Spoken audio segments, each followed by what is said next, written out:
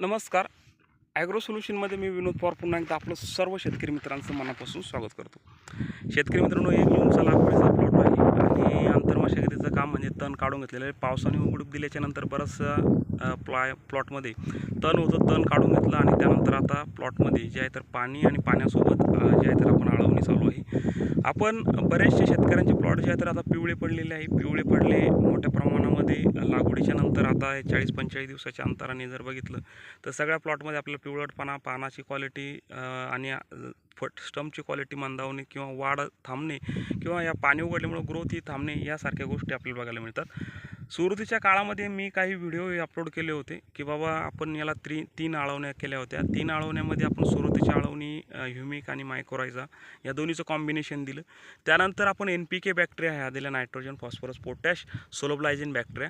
त्यानंतर आपण याच्यानंतर आपण याला ट्रायकॉनी सोडोसा ही आळवणी केली. जवळपास आपल्या सगळ्या आळवण्यामध्ये आपण जेमतेम जर बघितलं तर आपण ह्या 8-8 दिवसाच्या गॅपने ह्या आळवण्या दिल्या आणि आपण या जैविक करून आपल्याला जवळपास आता 15 दिवस झाले आपण कुठल्याही प्रकारची अजून आळवणी केलेली नाही. तर शेतकरी मित्रांनो, हा प्लॉटमध्ये आपण जर बघितलं पूर्ण प्लॉटमध्ये आपल्याला कुठेही पिवळेपणा हा दिसणार नाही. एकदम उत्तमरित्या प्लॉट आपल्याला चांगल्या पद्धतीचं जर्मिनेशन होऊन आणि प्लॉटची जी आहे तर चांगली कंडिशन आपल्याला वेल कंडिशन आपल्याला बघायला मिळत आहे. तर याचं कारण काय आहे की मी तुम्हाला ह्या ड्रिंचिंग कशामुळे सांगितलं की बाबा मी ह्या केल्या म्हणून याचा फायदा झाला. आता बरेचसे शेतकरी काय करतात, नायट्रोजन, फॉस्फरस, पोटॅश या कंपल्सरी बेसल डोसमध्ये राहतो. त्याचबरोबर आपलं पुन्हा त्याच्यामध्ये झिंक, फेरस, मॅग्नेशियम, त्यानंतर सल्फर ह्या सगळ्या गोष्टी पुन्हा त्याच्यामध्ये ॲड असतात की बरेचसे शेतकरी या सगळ्या गोष्टी ॲड करतात. त्यानंतरही प्लॉट हा पिवळेपणा आहे तो बऱ्याचशा किटा आपण ज्याला म्हणतो बेसल डोसमध्ये ॲड केल्याच्या नंतरही प्लॉटमध्ये पिवळापणा हा आपल्याला जास्त बघायला मिळतो. तर त्याचा आता आपण काय केलं की मायक्रोरायझा दिल्याने काय झालं की झिंक आणि फॉस्फरसचं मोठ्या प्रमाणात अपटेक चालू झालं.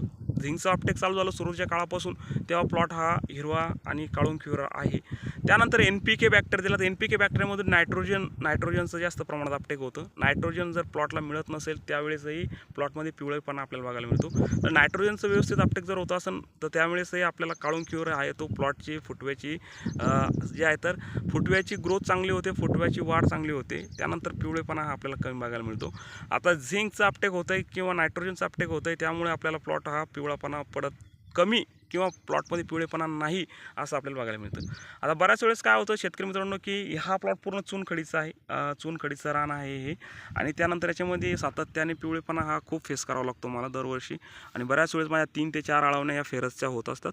पण सुरुवातीच्या काळापासून थोडंसं आता मी जैविकचं आणि त्यानंतर केमिकलचंही सध्या चालू आहे. तर त्यामुळं जो सध्या प्लॉट मला असा हा बघायला मिळतो, त्याचे मला रिझल्टही बऱ्यापैकी बघायला मिळतात. शेतकरी मित्रांनो, आता याच्यामध्ये काय झालं की खुरपणी करत असताना मला उदय आणि हुमणीचा प्रॉब्लेम हा जास्त बघायला मिळाला.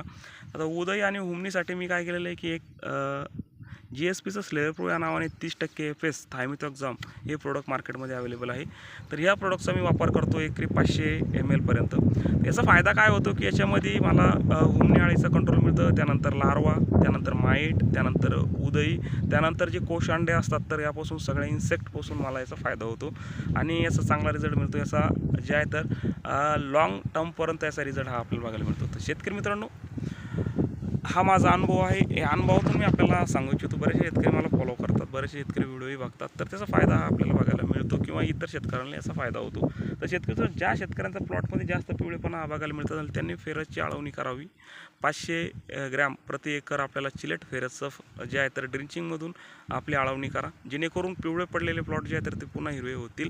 फवारणी जर करत असेल तर मिक्स मायक्रोन्यूट्रन किंवा झिंक जे आहे तर झिंक ऑक्साईड मार्केटमध्ये बाजारपेठेमध्ये मिळतं लिक्विडमधून 30 ml किंवा 20 ते 25 ml पर्यंत आपण त्याच्या 20 लिटर पाण्याला आपण त्याचा स्प्रे हा घेऊ शकतो. त्यावेळेसही आपल्याला मोठ्या प्रमाणामध्ये जे आहे तर प्लॉट आपला पुन्हा काळून क्युरिन किंवा हिरवा हा बघायला. शेतकरी व्हिडिओ आवडल्यास लाईक, शेअर, सबस्क्राईब नक्की करावं.